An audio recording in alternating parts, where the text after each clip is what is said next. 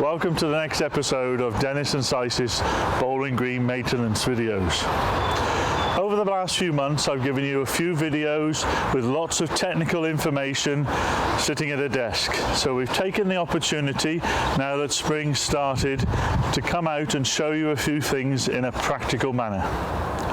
We're here at Wycliffe Bowling Green in Leicestershire, and I'm going to run through some of the things we've looked at, which hopefully seeing them practically will make them easier for you to understand and for you to put into practice in your bowling green.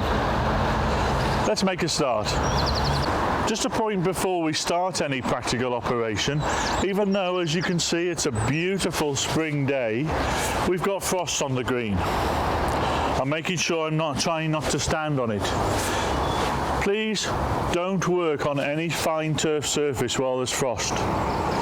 The very simple thing is when the grass leaf is frozen, it is brittle. And if you walk on it or put a machine on it, then the grass blade will break and basically get damaged.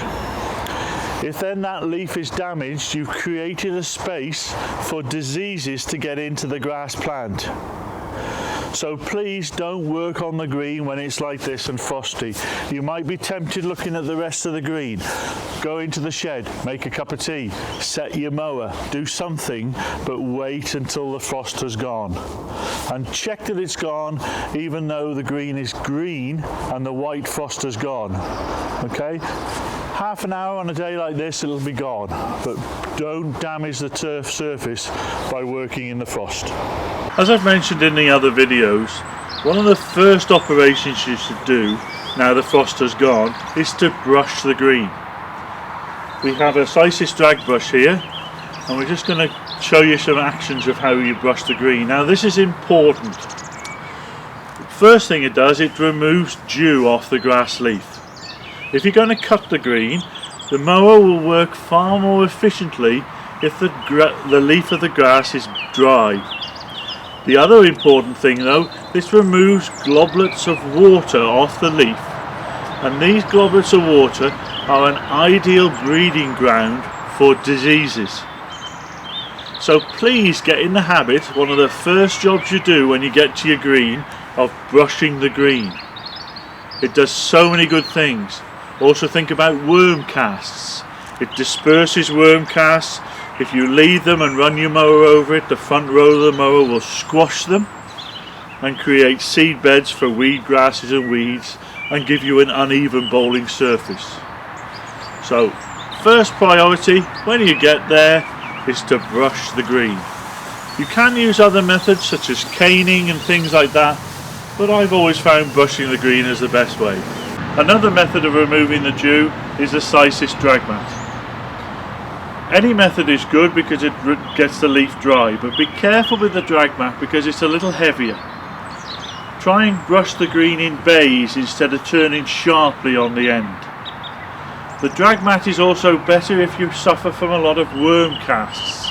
It's slightly heavier than the brush and will help to knock them around better. But any method you can use is good to prepare the green for mowing. As you can see behind me, we've done a few strips of the green, and there's a definite difference between where it's been brushed and it hasn't. Even though it's been brushed, the brushed part will still be a little bit wet, so if you can leave it for the leaf to dry a little longer, that would be great. But if you look at the other side, it's holding an awful lot of moisture, which, like I said before, that moisture will act as a lovely conditions for turf diseases. So whichever way you do it, brush it, cane it, some people might use a rope, please get in the habit of removing the dew off the green before you do any operations. In many of the early videos I mentioned about assessing the green.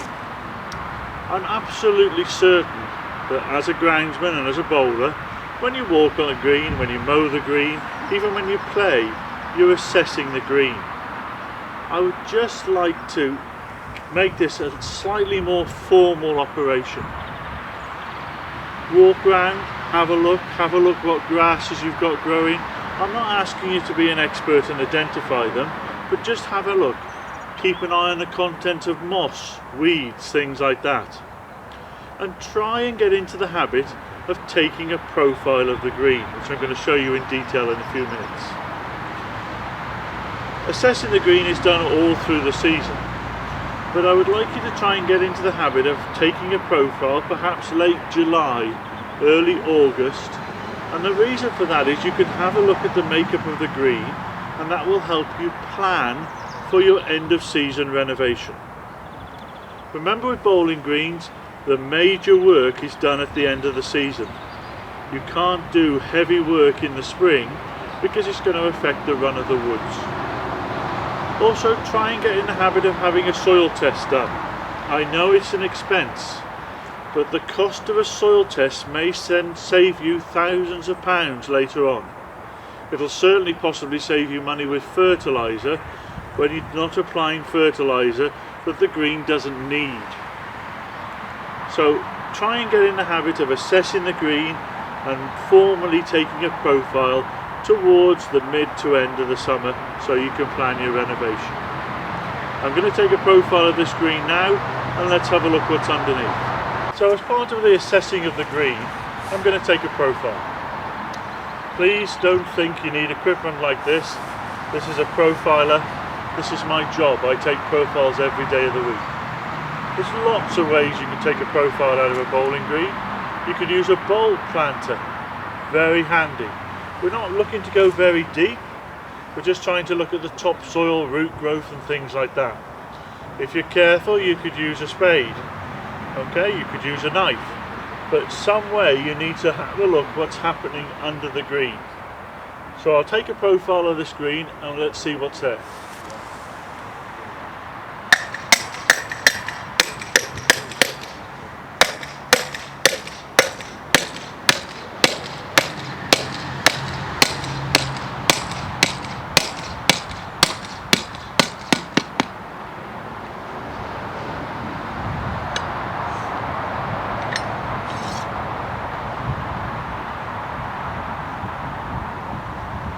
There we are, a lovely profile. We've got right down to a sand layer, which I'm sure was used for the construction of the green. Very important little tip. When you take a profile with a profiler, it has the habit of smearing the soil. So get a coin or a key or something and just scrape off the smooth bit. That will give you a much clearer view on the makeup of your profile.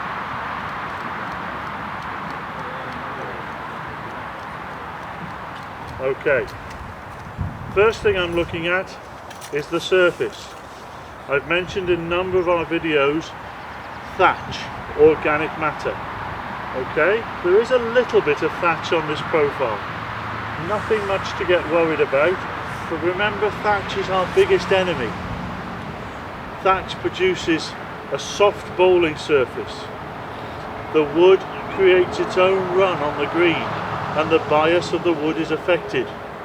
The more thatch you've got, the slower, the heavier your green will be. Also, thatch is a food source for lots of pests and diseases. We're having a terrible time at the moment with leather jackets, chafer grubs and things like that. So you need to know the depth of your thatch on your profile. As I said, if you're planning your autumn renovation, the amount of thatch is going to determine what type of machine you use in the form of scarification. So we're having a look at the thatch. Pull the profile out, and if we just give it a little bit of a shake, there's the sand gone from the bottom. We've got really good root growth holding that profile together. What I'm looking for is white root growth, and there's some poking out the bottom there. White root growth is young, active root, so that tells me this green has got lovely, good, deep roots which will support the green through the summer. Don't be afraid, people may think you're a bit daft, but have a smell. Does the profile smell of rotten eggs? That might be an indication of an iron pan, black layer, things like that. Don't be afraid if you see worms, that tells you it's active and healthy soil. So we can learn an awful lot from the profile. Get in the habit of doing it at least once a year.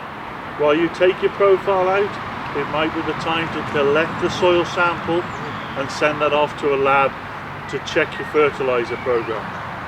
I know it's an expense, but it could save you a lot of money. And because I've used a profiler, it's nice and easy to put the profile back without disturbing the bowling surface. So we've taken a profile, we know what's underneath. Get in the habit also of looking at the surface.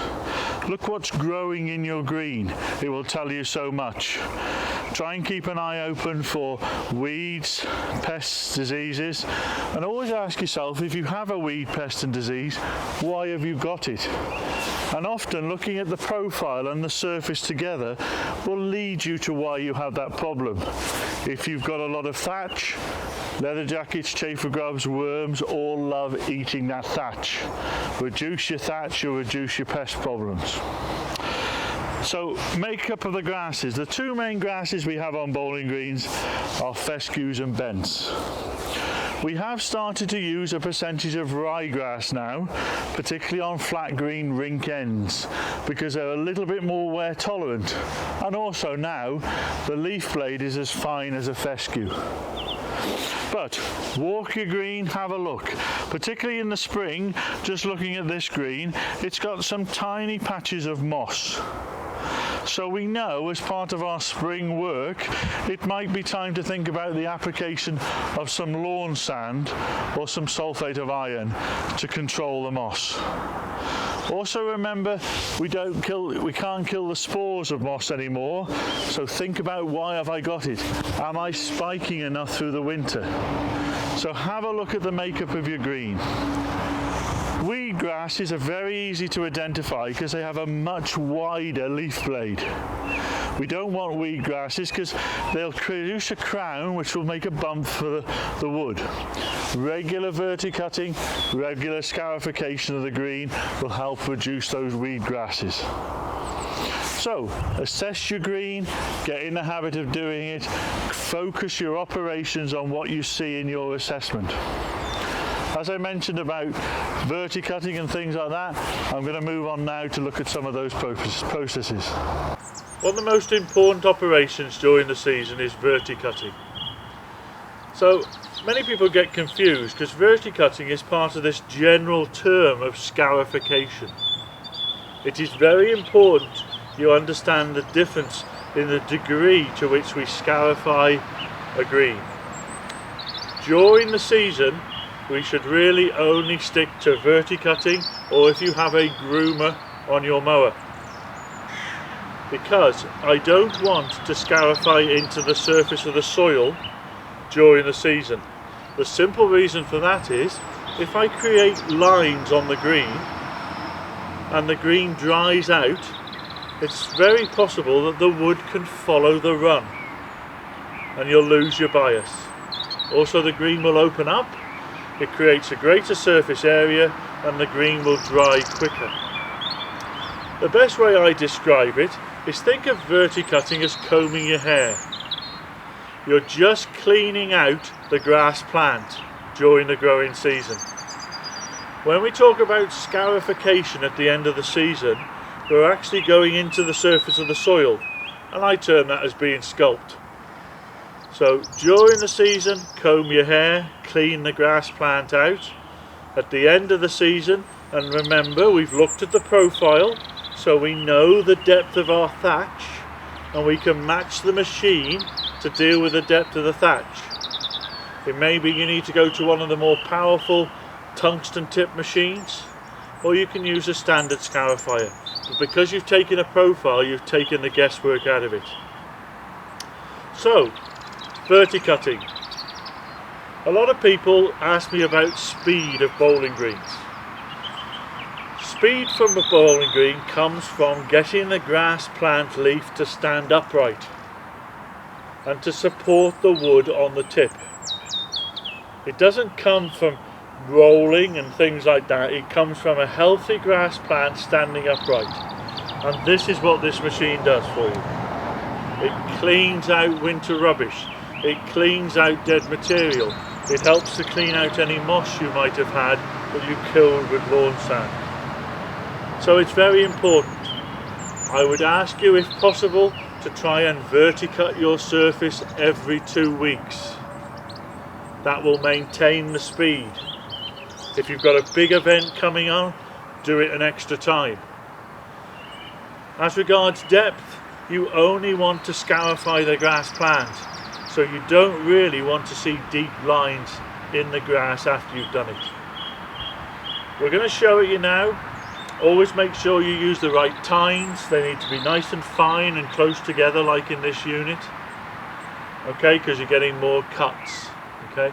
One little tip: if you haven't got an irrigation system, you may want to stop verti-draining if it's very dry, because, like I say, verti-draining increases the surface area of the green and will make the green dry out faster.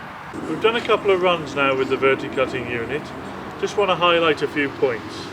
You can just about see where the grass plant has got a line through it. Remember, I don't want to go any deeper than that. I don't want to create a mark on the green at this time of year. Totally different for autumn renovation. Really good points to bring up. One of the other reasons why you verticut is it lifts prostrate growth, it lifts seed heads.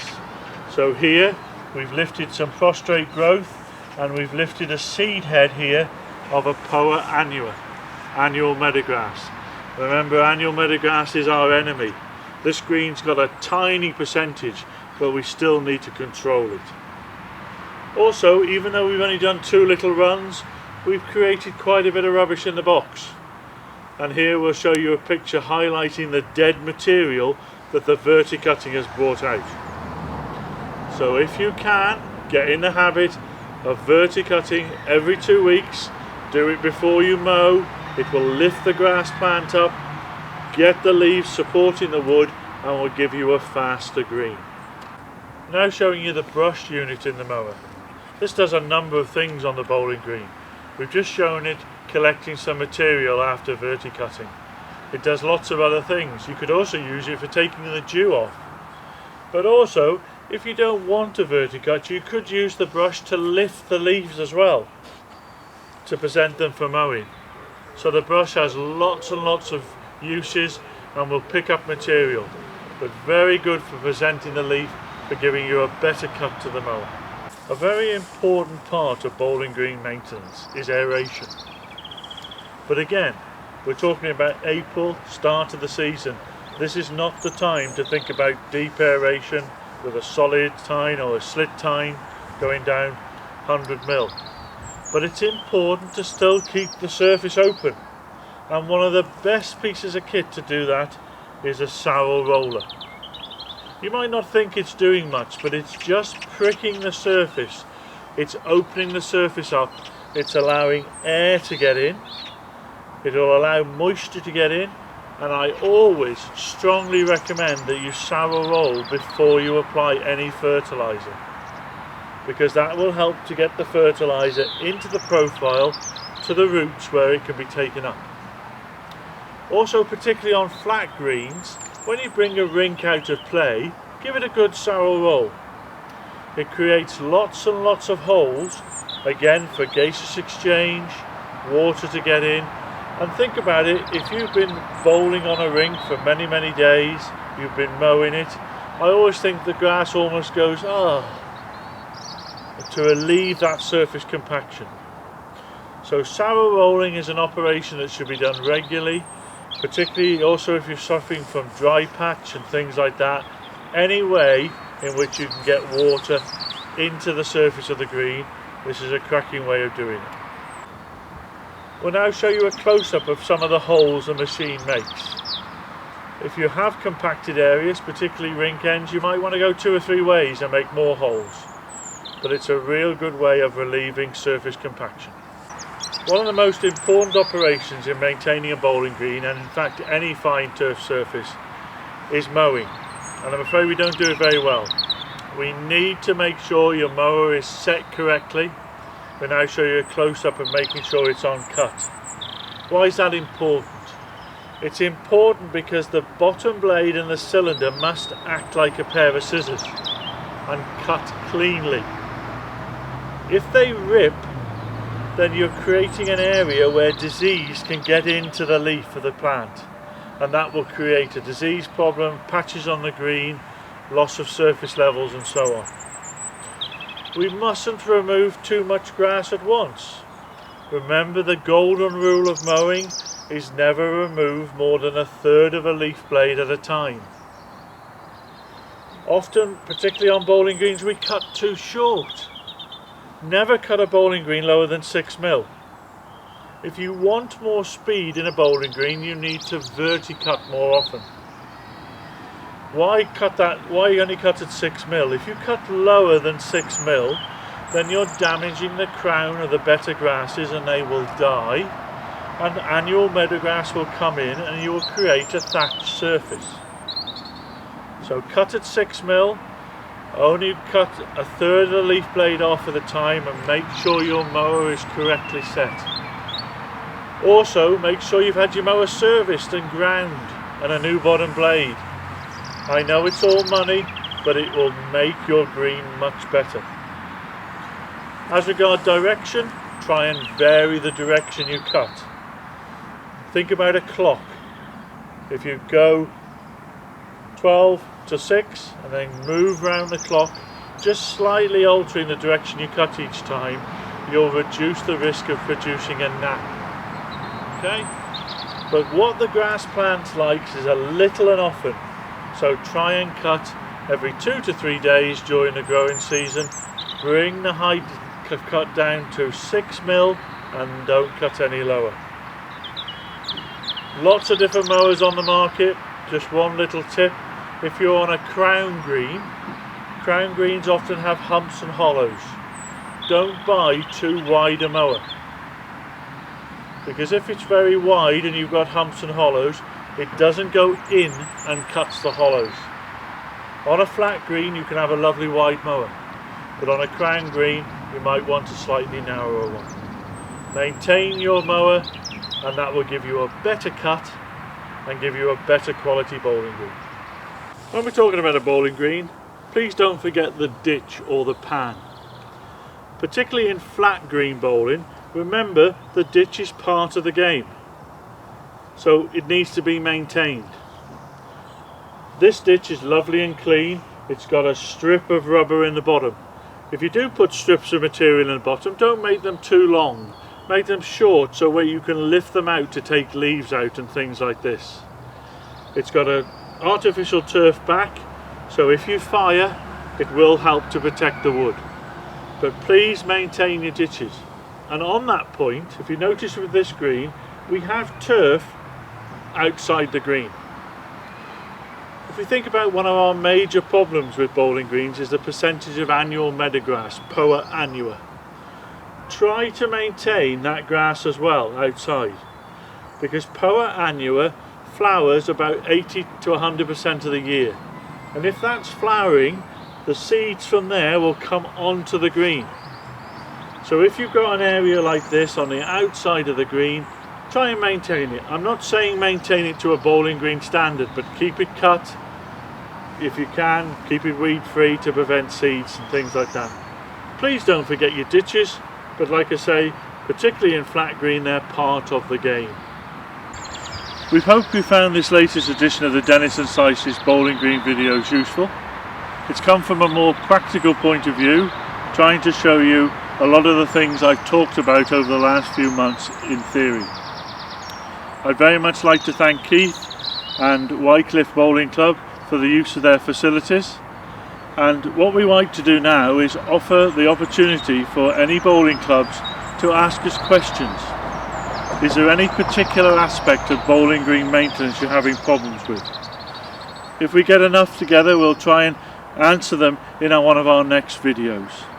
So please use the portal, get questions back to us, and I'll try my very best and the rest of the Dennis and Syces team to answer them for you.